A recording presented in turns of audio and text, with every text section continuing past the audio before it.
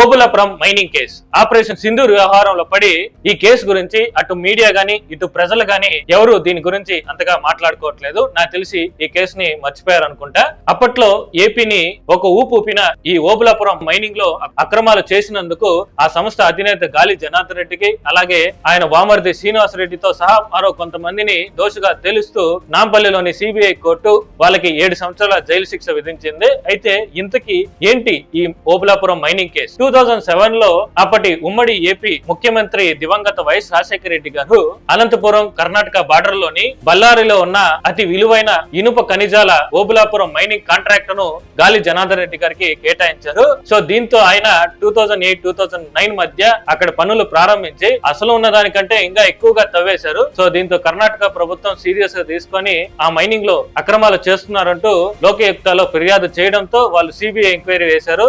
విచారించిన సిబిఐ ఈ కేసులో గాలి జనార్దన్ రెడ్డితో పాటు మరో 9 మందిని దోషులుగా తెలుస్తూ వాళ్ళని అరెస్ట్ చేశారు. కానీ వాళ్ళకున్న అతి బలమైన పలుకుబడి వల్ల బెయిల్ మీద బయటకు వచ్చేశారు. సో దీంతో ఈ కేసు కోర్టులో నడుస్తూనే ఉంది. అలా వాయిదాల మీద వాయిదాలు పడుతూ ఈ మే 6న సిబిఐ కోర్టు A1 గా Srinivas Reddy, A2 Gali Janardhan Reddy, A3 Rajagopal, A4 OMC company, A7 K మఫజ్ సో వీళ్ళని దోషిగా తెలుస్తూ వాళ్ళకి కోర్టు 7 సంవత్సరాల జైలు శిక్ష విధించింది. మిగతా వాళ్ళు A8 Krupanandam, A9 Sabitha Indra Reddy, A5 Lingareddy ఇప్పటికే మరణించారు, A6 శ్రీలక్ష్మి సో వీళ్ళని ఈ కేసులో నిర్దోషిగా తెలుస్తూ కోర్టు తీర్పు ఇచ్చింది.